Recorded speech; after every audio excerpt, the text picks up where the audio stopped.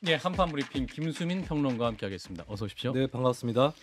네, 어제 윤석열 대통령과 기시다 후미오 일본 총리와의 정상회담 만남이 있었습니다. 평가는 여야 간에 엇갈리고 있네요. 네, 국민의힘 김기현 대표는 윤 대통령 결단으로 이제 한일 관계가 오랜 어둠의 터널에서 빠져나오려 하고 있다라고 높이 평가했습니다. 또 민주당에 대해서는 국내 정치를 위한 계산기를 두드리며 연일 죽창가만 불러대는 것으로 국익을 극대화할 수 없다라고 역공하기도 했습니다. 예.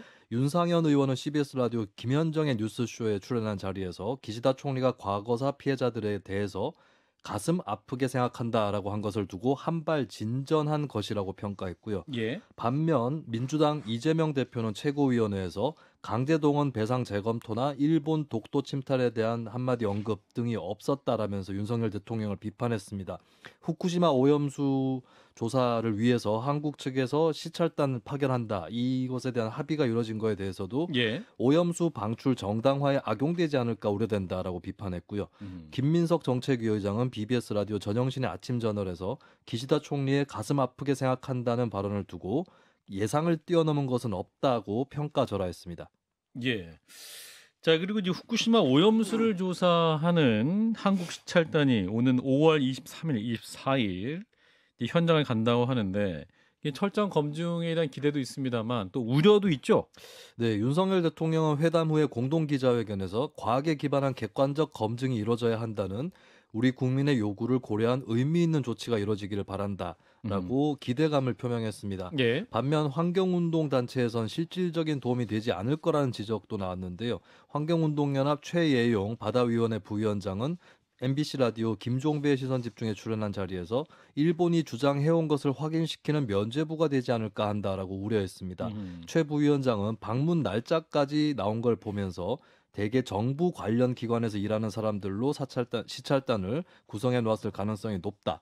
일본 정부와 도쿄전력이 현장에서 설명하고 시찰단은 그냥 둘러보는 것일 거다라고 예측을 했습니다. 아, 시찰단 구성 내용은 아직 드러나지 않은 거네요. 누가 가는지. 네, 아직은 드러나고 있지 않은데 이 최용 부위원장의 추측은 이렇게 날짜까지 빨리 나온 걸로 봐서는 이미 다 짜여 있다. 예, 틀이 짜여져 있는 게 아니냐 뭐 이런 의문을 던진 셈입니다. 예. 자, 일단 어제 한일 양 정상이 만났습니다. 평가부터 내려주시면 먼저 김정혁 비대위원부터. 저는 뭐 윤석열 대통령의 결단이 이제 서서히 결실을 가고 있다 이렇게 말씀을 드리고 싶습니다. 제가 문재인 정부에 있어서 한일 관계는 완전히 절벽이었고 그 상호 간의 갈등만 계속 증폭되고 있던 그런 상황 아닙니까? 예. 근데 윤석열 대통령이 일본을 방문해서 나름대로의 결단을 내렸고 예. 그리고 이번에 기시다 총리가 온 것에 대해서요. 그 일본 언론들이 일제히 야 윤석열 대통령이 30%의 지지도에도 불구하고 저렇게 그 결단을 내렸는데 기시다 당신도 뭔가 대응을 해야 될 거 아니냐라고 굉장히 일본 사설들이 굉장히 많이 나왔대요. 신문들 사설에서. 아하. 아마 기시다 총리의 방안은 그런 것도 영향을 받았을 거라고 생각을 하고요. 예. 그 민주당이 그럼에도 불구하고 뭐 전영규 의원이 바로 직전에 독도를 가서 그 일본 극우 세력을 자극을 하면서 그런 퍼포먼스를 보였던 것에서 보여지듯이 그 한일 관계가 개선되는 것을 민주당은 어떻게 해서든지 막으려고 하는 듯한 그런 느낌이에요. 왜 그런지 잘 모르겠습니다. 그거를 통해서 과거를 통해서만 본인의 어떤 현재 존재 가치를 인정받을 수밖에 없는 것인지 예. 그러나 진정한 그 길은 과거가 아니라 미래에 우리가 이루어야 할 것이라고 생각합니다. 예. 평가할 만하다라는 말씀. 저는 자, 평가합니다. 장 변호사님. 아쉬운 부분이 많죠. 물론 윤석열 대통령이 셔틀 외교를 막 복원했다, 평가할 부분도 있다라고 생각하지만 예. 저는 원인 진단은 정확하게 해야 된다고 생각합니다. 어떤 말이냐면 문재인 정부 때 왜 한일 관계가 경색됐는지를 객관적이고 구체적으로 짚어보면 일본의 책임이 없습니까? 우리 반도체의 원료와 관련해서 수출 중단 조치 일방적으로 취하고 그런 부분이 있지 않습니까? 예. 그런데 거기에 대한 어떤 문제 제기나 없이 마치 전 정부가 그냥 정치적 수사로 일본과 대결 국면을 가져왔던 것처럼 진단하는 건 전 전혀 맞지 않다라고 생각하고요. 예. 그리고 윤석열 대통령의 결단, 물론 결단이라고 본인이 생각할 수 있을 겁니다. 그렇다면 무엇을 가져왔느냐를 냉철하게 따져봐야 되지 않겠습니까? 예. 이 물잔의 절반, 지금 다 차지 않았다는 게 많은 외교 전문가들의 진단입니다. 예. 왜냐하면 과거라는 건요, 아까도 짚어주셨지만 미래로 나아가기 위한 전제 조건입니다.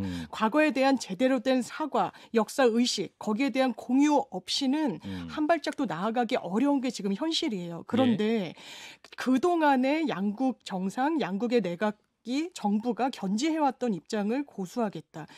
너무 포괄적이에요. 양국의 정부의 입장에는요. 아베 담화도 포함되어 있습니다. 아베 담화는 뒷세대 아이들에게 사과를 계속할 숙명을 지게 해서는 안 된다라는 워딩이 들어가 있는 담화 내용이었어요. 예. 그렇다면 일본이 정확하게 윤석열 대통령의 어떤 면을 봐서 그리고 예우 차원에서 일본 언론이 진단하듯이 그렇게 적극적으로 사과했습니까? 아니면 한국 정부의 보따리를 풀어놨습니까? 저 그렇게 평가하기 어렵다라고 생각합니다. 그래도 이제 가슴 아프게 생각한다. 이런 표현 자체에 대해서는 그래도 의미를 줄 수 있지 않겠느냐. 누구에게 가슴 아프게 생각하는지 그 대상 그리고 본인이 개인 의견이라고 굉장히 딱 잘라서 선을 그었잖아요. 예. 그리고 대통령실은 오히려 이 부분을 치하하는 것 같습니다. 아, 우리도 예상하지 못했던 반응이었다. 그러면 사전에 의제로도 조율을 전혀 하지 않았다는 건가요? 국민들이 그 어떤 워딩이 나올 것인지 보답 운운했을 때 기대했던 거에 대해서는 사전 조율도 없었다는 말인가요? 아쉽습니다. 예. 김수진 평론가 어제 만남 보시고 어떻게 평가하실 만하신지. 네. 반잔 채워졌습니까? 일단 뭐 잘된 부분과 아직 속대로 남은 부분으로 나뉠 수 있을 텐데 저는 예. 간단하게 요약하면 셔틀은 성공했다. 셔틀을 오고 가는 복원. 것은 성공했는데 예. 남아있는 부분은 기브 앤 테이크, 주고받기의 부분이 아닐까라고 보여집니다. 아직까지 이제 한국 내에서는 강제동원 해법에 대해서 아쉽게 생각하는 그렇죠. 그런 여론, 과거사에 대한 민감한 여론이 있는데 이 부분에 대해서 일본의 성의 있는 조치, 추가적인 조치 이를 현재로서는 좀 불충분하다라고밖에 느낄 수밖에 없을 것 같고 예. 앞으로 이걸 얼마나 이끌어내느냐가 한국 정부의 관건이 될 것 같습니다. 예. 자, 일단 이 문제는 좀 이따 다시 얘기를 한판 짓가면서 논의하기로 하고요. 자, 국민의힘 얘기로 넘어가 보겠습니다. 자, 김재원, 태영호 두 최고위원 선출된 지 정말 얼마 되지 않으신 것 같은데 지금 이제 중앙당 윤리위원회가 오늘 4시부터 징계위원회를 열고 있는 거죠? 네, 서울 여의도 국민의힘 당사에서 윤리위원회 회의가 개최가 되고 있습니다. 오후 4시부터 시작을 했고요. 예. 두 최고위원을 불러서 소명을 들은 다음에 오늘 징계 수위를 결정할 예정인데 예. 한간에서는 당원권 정지 1년 이상의 중징계 처분이 내려질 거다 이런 관측도 나오고 있습니다. 두 분 다. 네, 이 경우는 총선이 11개월 뒤에 있기 때문에 총선 출마 자격이 사라진다라고 봐야 될 것 같고요. 예. 국민의힘은 오늘 최고위원회를 취소하면서 또 눈길을 모으기도 했습니다. 지난 5월 4일에 이어서 최고위원회를 연달아 취소를 한 것인데 김재원, 태영호 두 최고위원에게 발언할 기회를 주지 않겠다라고 하는 뜻으로 해석이 되고 있습니다. 예. 그리고 당사자들 입장을 보면 오늘 윤리위 출석에 앞서서 태영호 최고위원은 기자들에게 송구스럽다, 죄송하다라고 하는 그런 의사를 밝혔는데요. 녹취록 유출 사건에 대해서는 이진복 수석이 문제된 그런 언급을 전혀 한 적이 없다라고 다시 한번 주장을 했습니다. 그리고 김재원 최고위원은 성실하게 소명해서 윤리 판단을 받을 것이다라고 밝혔고요. 그리고 한 얼마 최근 시각에 이제 소명을 마치고 나가는 그 모습이 또 언론에 포착이 돼서 바로 얼마 전에 보도가 됐습니다. 예, 윤리 출석 후 당사를 떠나는 김재원 최고위원의 사진이 또 이제 언론에 공개되고 있기도 하네요. 자, 오늘 중으로 결론이 낼 수도 있다라는 보도가 나오고 있는데 어떻게 될까요? 자, 김재욱 전 비대위원님. 오늘 중으로 결론을 내려고 노력을 할 거라고 생각을 합니다. 그럼 오늘 중으로 결론이 나겠죠? 그럴 것 같습니다. 아, 예. 어느 정도 수위가 나올까요? 그건 뭐 저는 예상할 수가 없고요. 그리고 사실 저는 여기서는 약간 좀 재척 사유에 해당하는 것 같아요. 왜냐하면 저는 전임 비대위원이잖아요. 예. 뭐 저는 임명직이긴 하지만 그래서 이걸 물려준, 그러니까 지도부를 물려준 그런 입장이고 지금 현재 저희 동료 최고위원들이거든요. 태영호 의원이나 김재원 의원은 또 방송에서 함께 출연하고 해서 저도 개인적으로 두 분 다 가까운 사이여서 제가 얘기하는 거는 어떻게 보면 저는 재척 사유에 해당하는 사람이라 발언하는 게 적절하지 않을 것 같습니다. 자, 장 변호사님이 네.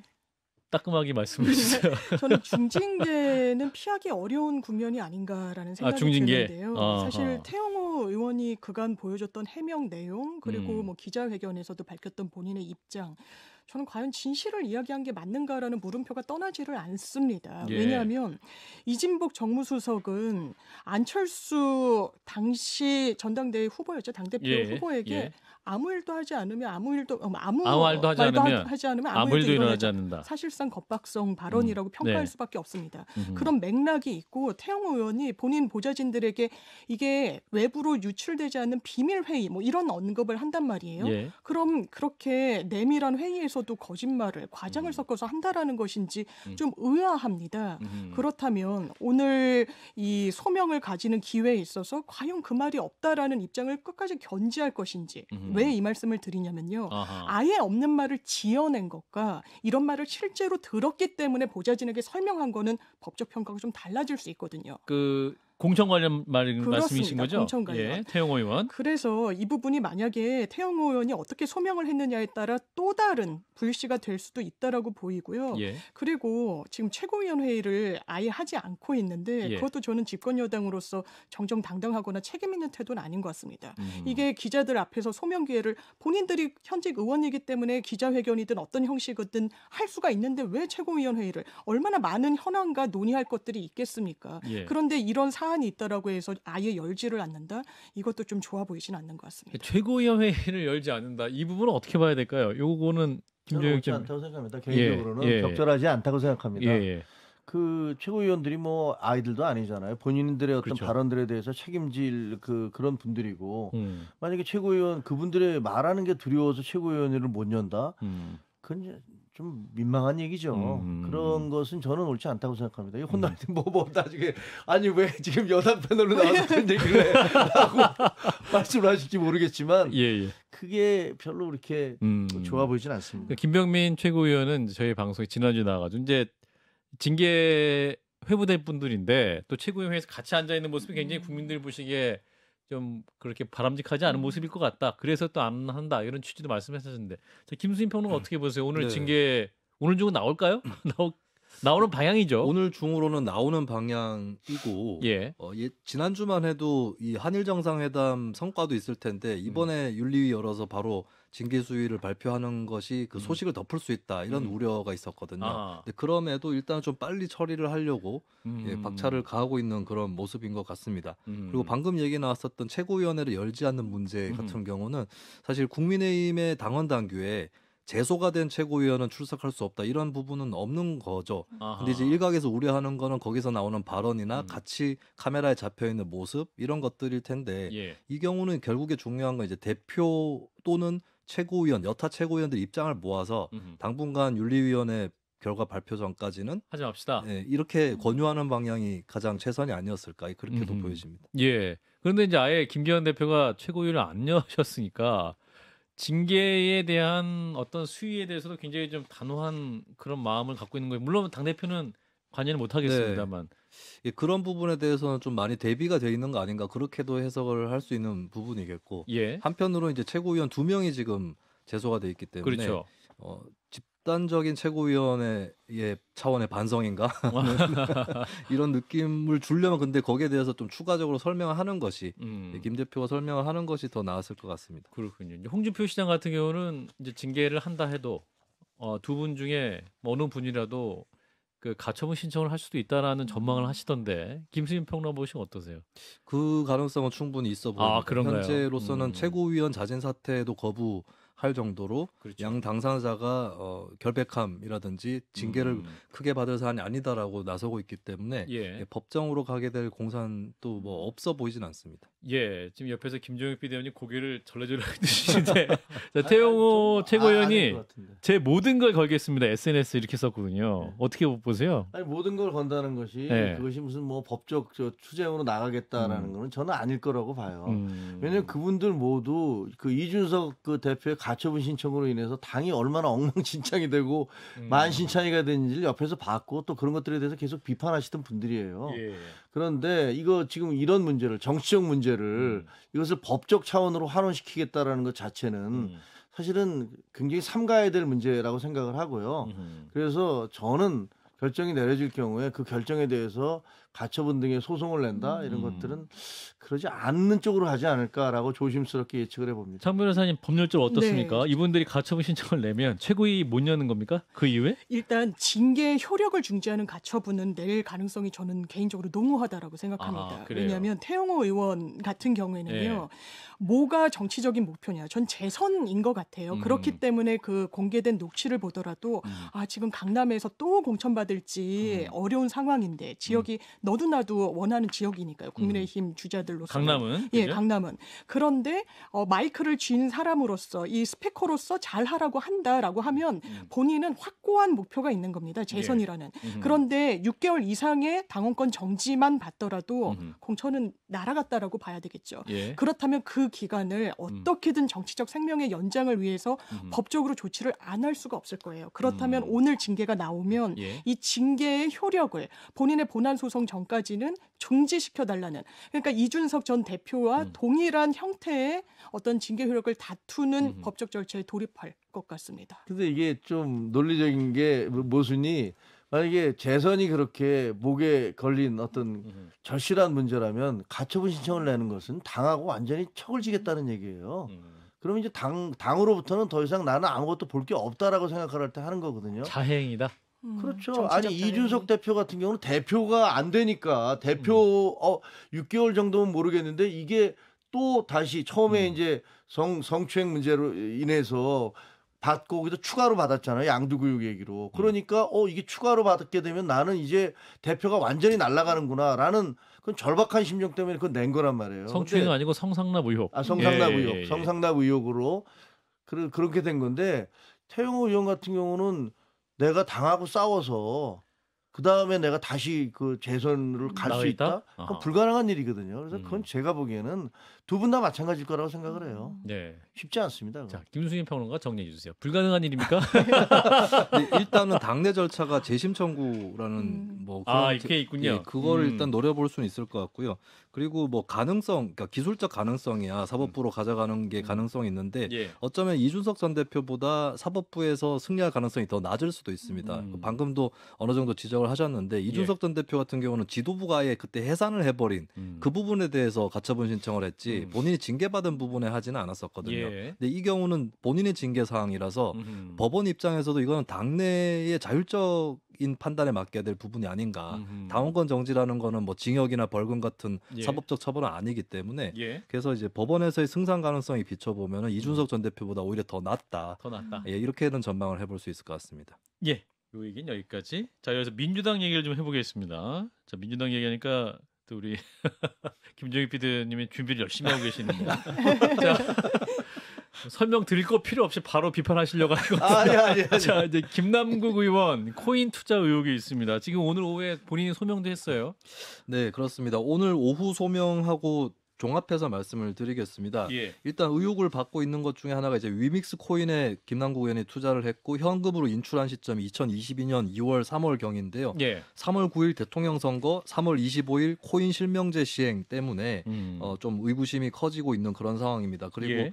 당시 최고가 기준으로 보유하고 있던 코인이 약 60억 원 정도로 추정이 되는데 최고가 기준입니다. 예. 근데 인출 시점 이후에 가격이 폭락한 점 이런 것들도 좀 석연찮다라는 지적들이 있고요. 근데 김남국 의원이 어제 오늘 입장문을 발표를 했는데 일단 2022년 1월부터 3월까지 인출한 현금은 총 440만 원에 불과했다. 나머지는 다른 코인으로 옮겨서 투자를 한 것이고 실명화된 연계 계좌로 거래를 했기 때문에 거래소에서 전부 다 모든 내역을 확인할 수 있다는 것이었습니다. 예. 원래 5월 8일에 본인이 공개하겠다라고 얘기를 했는데 예. 오늘 입장문까지는 발표가 됐지만 내역이 다 나온 것으로 보이지는 않고요. 예. 그리고 한 가지 추가 의혹이 투자금 출처가 어디냐라고 하는 부분인데 주식 매매 대금이었다. 어제 오늘 설명이 다 그렇습니다. 그러니까 예. 주식을 매도한 그 금액으로 투자를 했다는 것인데 근데 김 의원 재산신고 내역에 따르면 주식 9억 4천만 원을 판 이후에 예금 잔액이 9억 6천만 원 증가를 했는데 예. 이것이 이제 주식 매매 대금이 코인으로 옮겨갔다면 왜 예금은 왜 그만큼 늘었는가? 또 투자금 출처가 주식 매매 대금이 아니라 다른 것은 아닌가? 이 의구심은 아직 남아 있는 상황입니다. 그리고 김남국 의원은 자신 재산 전반에 대해서도 오늘 설명을 했는데요. 예.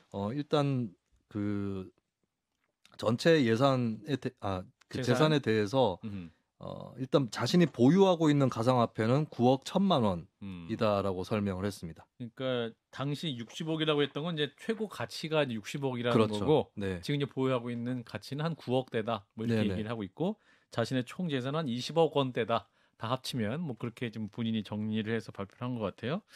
자, 근데 이제 국민의힘은 윤리특위에 제소를 했죠. 네, 그렇습니다.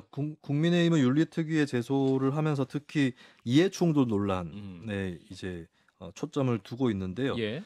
김 의원이 가상자산 소득세를 공제하는 법안을 공동 발의로 했던 적이 있습니다. 예. 이것이 이제 공직자가 공직을 이용해서 사익을 추구한 게 아니냐라고 자신의 이익을 위해서 이 하는 법안을 발의한 게 이해충돌 아니냐? 문제가 이해충돌이다. 있다고 문제 제기를 하면서 국회 윤리특위 제소 방안을 검토하고 있다고 알려졌고요. 예. 그리고 검찰은 그 김남국 의원 계좌 압수수색 영장 청구를 했다 기각이 됐었는데 예. 다시 청구하는 것으로 가닥을 잡고 있다라고 알려졌습니다. 예. 자, 지금까지 오늘 김남국 의원의 해명 어떻게 들으셨는지 이제 김정일 PD부터. 저나 무슨 뭐 다 마찬가지일 텐데요. 저는 좀 허무한 생각이 들더라고요. 저는 허무하세요? 34년 동안 평생 그 기자 생활을 하면서 예. 아등바등 모아서 뭐 집을 하나 사고 또 저금을 하고 그러는데 야, 이 청년 정치인은 뭐 돈 매덕이 그냥 마구잡이로 왔다 갔다 하는구나. 그 참 정말 뭐라고 해야 될지. 근데 저는 저러더라고 하더라도 도대체 그 청년들 있지 않습니까? 김남국 의원들의 활동을 지지하면서 아마 없는 돈에 지원금, 후원금 냈을 그 청년들은 과연 어떻게 생각을 할까? 아마 최고에 있을 때는 재산이 75억이었다고 그러는데 그 10분의 1은 7억 5천은커녕 아마 7,500만 원도 없으면서도 거기에서 김남국 의원이 나는 뭐 구멍난 신발 사고 신고 다니고요. 저는 뭐 아이스크림도 못 사 먹고요. 그다음에 저는 모텔에서도 보좌관과 3명이 같이 자고요. 뭐 이런 얘기 들으면서 주머니를 털어서 야 저런 청년 정치인은 지원해줘야겠다라고 돈을 냈을 그 청년들에게 김남국 의원은 도대체 무슨 얘기를 할 수 있을지 그게 정말 궁금합니다. 궁금하고요. 본인이 그렇게 얘기합니다. 뭐 이거는 법적으로 문제가 없지 않느냐. 그래요. 근데 재산 공개를 하는 취지가 뭡니까? 도대체 입법부 그 권력을 가진 정치인들이 어떻게 하면 투명해질 수 있을까 하기 위해서 재산 공개를 하는 거잖아요. 법적인 그 구멍이 있으면 그 구멍을 메우라고 지금 국회의원이 있는 거예요. 근데 나는 구멍이 있으니까 그 문제가 없다라고 얘기하면 모르겠습니다. 법적으로는 지금 논란이 따로 있습니다만 이해관계 충돌과 법적인 논란이 있습니다만 그거를 떠나서 나는 법에 문제가 없어서 법을 안 어겼으니까 괜찮다라고 얘기하는 게 과연 그게 설득력이 있고 그게 정치적으로 받아들여질 수 있겠습니까? 얼마나 많은 사람들에게 더 큰 좌절을 주실 겁니까? 저는 정말 답답합니다. 네, 말씀 주신 대로 법적인 부분과 정치적인 책임, 도의적인 책임 부분을 좀 갈라서 생각해 볼 필요가 있을 것 같은데요. 일단 김남국 의원은 그런 것 같습니다. FIU라고 금융정보분석원에서 거래 금액이 상당히 크면 이상 징후를 감지해가지고 검찰에 통보하게 돼 있습니다. 검찰이 영장을 청구했다는 거잖아요. 이런 금융 계좌에 대한 영장의 발부율은 거의 99%에 수렴합니다.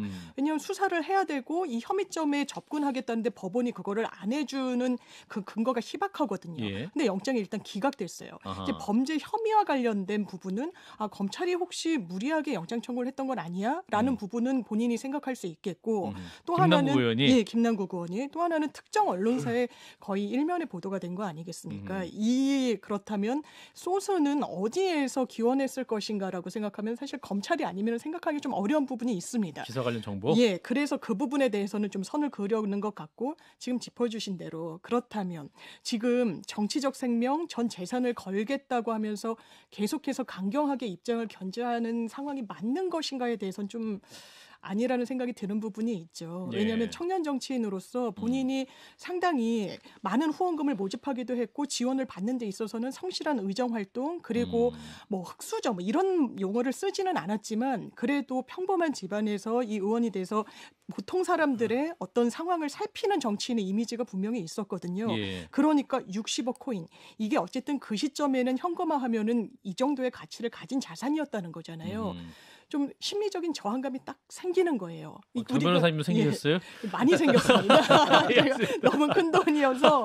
그래서 우리가 생각하는 김남국 의원이 갖고 있던 그런 이미지, 그리고 이 실질이 괴리가 워낙 크다 보니까 이 부분에 대해서는 본인이 정치적으로 풀어나가야 되지 않을까 싶습니다. 그렇군요. 김수민 평론가는 이 파장 어떻게 갈까요? 지금 뭐 김남국 의원은 계속 이제 본인의 결백함을 또 계속 증명하려고 하는 것 같은데. 네, 김남국 의원 본인 입장에서나 검찰 입장에서나 추후에 밝혀나가야 될 부분들 아직 남아 있을 것으로 보여져서 사실관계 다툼을 일단 지켜봐야 될 것 같고, 근데 당장에 불거진 것은 이해충돌 논란이거든요. 사실 이게 뭐 명확하게 가르기가 쉽지 않은 것이 이제 가상자산을 갖고 있는 의원이 가상자산 관련한 법안을 발의할 수 없는가 이 부분인데, 이제 뭐 예를 들어서 부동산이라든지 부동산이 갖고 있는데 부동산 3법을 뭐 낼 수 없느냐, 뭐 이런 여러 거죠. 가지를 고려를 해보면 그것 자체로 반드시 안 된다거나 부도덕하다 혹은 위법이다 이렇게 볼 소지는 작습니다. 근데 다만 중요한 건 이제 뭐 정도의 수준일 텐데 김남국 의원이 이제 공동 발의는 사실 10명 이상의 의원이면 할 수 있는 거잖아요. 거기에 꼭 반드시 들어갔었어야 했는가라는 의문을 일단 들 수 있는 것이고, 그리고 이제 우리가 공직자들이 이해 충돌을 피하기 위해서 할 수 있는 대표적인 노력이 신고 제도입니다. 겸직이나 재산을 신고하는 것인데 가상자산이 신고 대상이 아니었잖아요. 그렇다면 어떻게 생각하면 이제 국회의원으로서 했었어야 할 일은 가상자산 관련 법안의 발의 이전에 재산 신고 목록에 이거를 포함시키는 것을 우선시 했었어야 하는 거 아니냐. 뭐 이 정도의 지적을 할 수 있을 것 같습니다. 저는 60억 원씩이나 부여하고 있으니까 이건 신고 안 하고 좀 배길 수가 없을 것 같습니다. 뭐 이렇게까지 나왔으면 좀 진정성을 인정받았을 텐데. 자발적으로 신고하진 않더라도 제도적으로 그걸 신고할 수 있도록 하는 법안이 우선이 아니었을까 이렇게 보여집니다. 네, 김정일 비대위원의 분노는 여전합니다. 말씀 주세요. 아니 그게 아니고 저는 그 해명에 대해서 지금 뭐 이렇게 얘기를 하나라는 생각이 들었는데 무슨 문제만 생기면 검찰 때문이라 합니다. 아주 그 민주당의 그 정형화된 레파토리 같아요. 그 얘기를 듣다 보면 어떤 생각이 드냐면, 야, 이 세상에 범죄가 있는 것은 경찰이나 검찰이 있기 때문이야. 이렇게 들리는 것 같아요. 내가 범죄에 뭔가 잘못했다가 아니라 검찰과 경찰이 있으니까 지금 내가 문제가 불거진 거야. 라는 식으로 뭔가 본말이 전도된 듯한 논리를 계속 얘기를 하고 계세요. 두 번째, 전 재산을 건다. 저는 이거 얘기 들으면서 정말 실소가 터졌습니다. 왜? 아니, 민주당 의원 중에서 그렇게 하겠다는 분들이 여러 분 계셨잖아요. 손혜원 의원 어떻게 했습니까? 목포 창성장에 무슨 거기 투기 의혹이 걸렸을 때 이게 만약에 사실이라면 내 전 재산을 걸겠습니다. 안 그러셨어요? 그래서 유죄 판결 받으셨어요. 전 재산 거셨습니까? 한 푼이라도 내셨습니까? 그다음에 조국 전 장관 뭐라고 그러셨어요? 웅동학원 뭐 이런 문제 있는 거 다 넘기겠습니다. 그렇게 얘기하셨잖아요. 넘기셨습니까? 하나도 안 하셨잖아요. 그럼 저는 그 얘기를 들으면서 근데 무슨 전 재산을 건다는 얘기를 왜 하나? 전 재산을 어떻게 걸 건데요? 뭐 신탁해서 거실 겁니까? 그 이전에도 수많은 정치인들이, 민주당 정치인들이 그런 얘기를 하셨는데 똑같은 레파토리로 또 국민들을 호도하는구나라는 생각에 정말 분노감 같은 게 느껴지더라고요. 차라리 말을 마시든가 그런 얘기를 하지 마시든가. 차라리 말하지 말아라. 네. 김수민 평론가. 네. 같이 말씀을. 네, 이게 이제 의혹이 확실히 밝혀지기 전에 정치인의 대응도 상당히 중요하다라고 봅니다. 그걸 또 어느 정도로 결백한지를 가늠하는 잣대로 대중들은 쓰고 있기 때문에 그래서 일단 항상 우선시돼야 될 것은 사실관계 자체를 밝히려고 하는 노력, 이것이 되지 않을까 싶습니다. 검찰이 수사하려고 하는 건 뭐예요? 그러면 김남국 의원이 뭘 잘못했다는 거예요? 그러니까 그 혐의 사실이 사실 뚜렷하지가 않아요. 이게 자금이 굉장히 많이 인출이 됐고 대거 흐름이 잡혔기 때문에 이상징후를 감지했다라고 하는데 알겠습니다. 이걸 법원이 기각까지 했다라는 건 혐의가 굉장히 모호하다라는 겁니다. 알겠습니다. 짧게 이거 문재인 전 대통령이 운영하는 평산 책방 자원봉사자 모집 공고를 냈다가 열정페이 논란에 쌓였는데 무슨 일입니까? 네, 지난 5월 6일 평산 책방이 자원봉사자 모집 공고를 냈는데요. 5월부터 12월까지 8개월 동안 종일 8시간 자원봉사할 사람 50명 선착순 모집한다라고 돼 있었습니다. 근데 급여가 지급되지 않는다. 그리고 종일 봉사자에게만 점심 식사가 제공된다. 이런 내용을 두고 정당한 노동의 대가를 지불하지 않는다. 또 문재인 정부가 최저임금도 대폭 인상했는데 내로남불 아닌가. 이런 비판도 제기가 됐고 이재명 대표가 2017년 1월에 열정페이 작살내겠다. 제보해달라. 이런 내용을 올렸던 것도 또 인터넷에서 회자가 됐습니다. 결국 평산책방은 자본 모집을 철회하면서 페이스북을 통해서 사과를 했는데요. 예. 공익 사업을 위해 전문적인 교육이 필요했고 미리 꾸려두려고 했다가 과욕이 된 것 같다라고 하면서 혼란을 드려 죄송하다라고 밝혔습니다. 예, 이게 뭐 무보수 자원봉사로 할 수 있는 일이 있을 수도 있겠죠. 근데 또 이게 또 좀 분별은 필요해 보였는데 어떻게 보셨어요, 이번 해프닝? 근데 뭐 이게 해프닝이지만 앞으로 이제 비슷한 어떤 잡음이랄까 논란이 계속 벌어질 것 같아요. 여야 떠나서. 네, 현직 대통령이 뭔가 액션을 취하면서 활동을 하시기 시작하니까 관심이 계속 쏠릴 거 아닙니까? 아, 문 대통령에게. 예, 저는 뭐 별로 좋아 보이지 않습니다. 이게 직원을 채용한 게 아닙니다. 자원봉사자.